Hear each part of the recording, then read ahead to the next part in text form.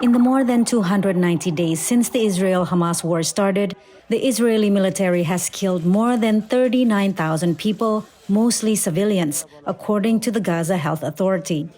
Most of the enclave's 2.3 million people have been driven from their homes. We cannot look away in the face of these tragedies.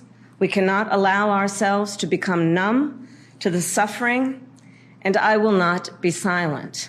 Following her meeting with Israeli Prime Minister Benjamin Netanyahu on Thursday, U.S. Vice President Kamala Harris delivered a forceful call to end the war.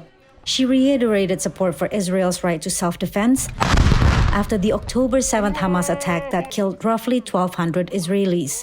But she was much sharper in criticizing Israel's war conduct than President Joe Biden, who also met Netanyahu on Thursday. Well, welcome back, Mr. Prime Minister. We got a lot to talk about. On Friday, attention turned to Netanyahu's meeting with former President Donald Trump at his Florida residence. Trump had soured on Netanyahu after the Israeli leader congratulated Biden on winning the 2020 election, criticizing him publicly over the war. But it appears the two have mended ties. If we win, it'll be very simple. It's all going to work out and very quickly. If we don't, you're going to end up with major wars in the Middle East and maybe a third world war. Trump did not provide evidence for his claims.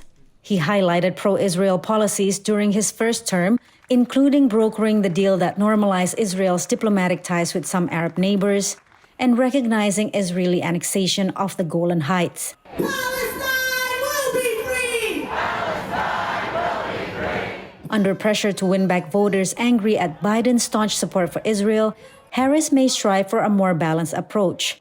But whoever wins, a new administration in Washington could bring some shift in U.S.-Israel relations, whether or not Netanyahu stays in power.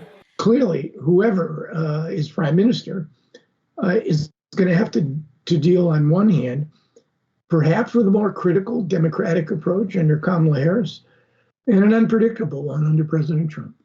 Polls show more Americans opposing than supporting Israel's military action in Gaza, particularly Democrats. Patsy, Widakuswara, VOANews, Washington.